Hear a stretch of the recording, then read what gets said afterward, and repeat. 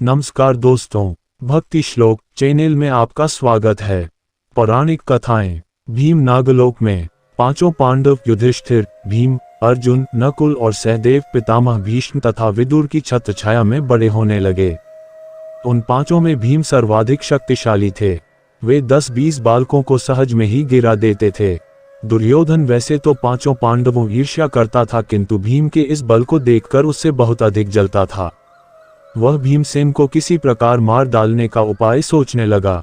इसके लिए उसने एक दिन युधिष्ठिर के समक्ष गंगा तट पर स्नान, भोजन तथा क्रीड़ा करने का प्रस्ताव रखा, जिसे युधिष्ठिर ने सहर्ष स्वीकार कर लिया। गंगा के तट पर दुर्योधन ने विविध प्रकार के व्यंजन तैयार करवाए। स्नानादि के पश्चात जब सभी ने भोजन किया तो अवसर पाकर दुर्योधन ने भीम को विषयुक्त भोजन खिला दिया। भोजन के पश्चात सब बालक वहीं सो गए। भीम को विष के प्रभाव से मूर्छा आ गई। मूर्छित हुए भीम को दुर्योधन ने गंगा में डुबा दिया। मूर्छित अवस्था में ही भीम डूबते उतराते नागलोक में पहुंच गए। वहां पर उन्हें भयंकर विषधर नाग डसने लगे तथा विषधरों के विष के प्रभाव से भीम के शरीर के भीतर का विष नष्ट हो गया और वे सचेतावस्था में आ गए। चेतना लौट आने पर उन्होंने नागों को मारना आरंभ कर दिया और एक के पश्चात एक नाग मरने लगे। भीम के इस विनाश लीला को देखकर कुछ नाग भागकर अपने राजा वासुकी के पास पहुंचे और उन्हें समस्त घटना से अवगत कराया।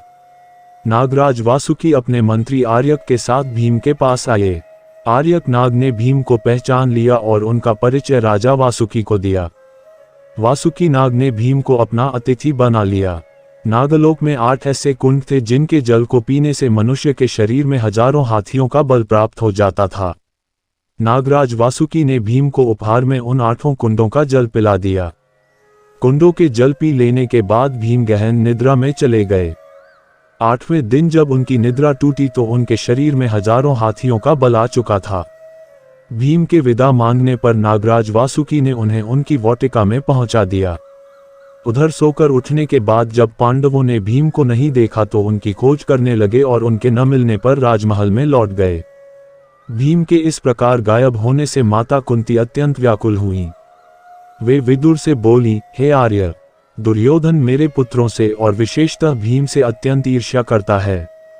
कहीं ऐसा तो नहीं है कि उसने भीम को मृत्युलोक में पहुंचा दिया। उत्तर में विदुर ने कहा, हे देवी, आप चिंतित मत होइए। भीम की जन्मकुंडली के अनुसार वह दीर्घायु है तथा उसे अल्पायु में कोई भी नहीं मार सकता। वह अवश्य लौट कर आएगा। इस प्रकार हजारों हाथियों का बल प्राप्त करके भीम लौट आए। भीम नागलोक में के पौराणिक कथाएं यहीं पर समाप्त होता है। भारतीय पौराणिक इतिहास के कुछ अनसुने तथ्य एवं रोचक जानकारी जानने के लिए अंत तक बने रहें और नेक्स्ट भाग देखने के लिए सब्सक्राइब करें हमारे चैनल को। धन्यवाद।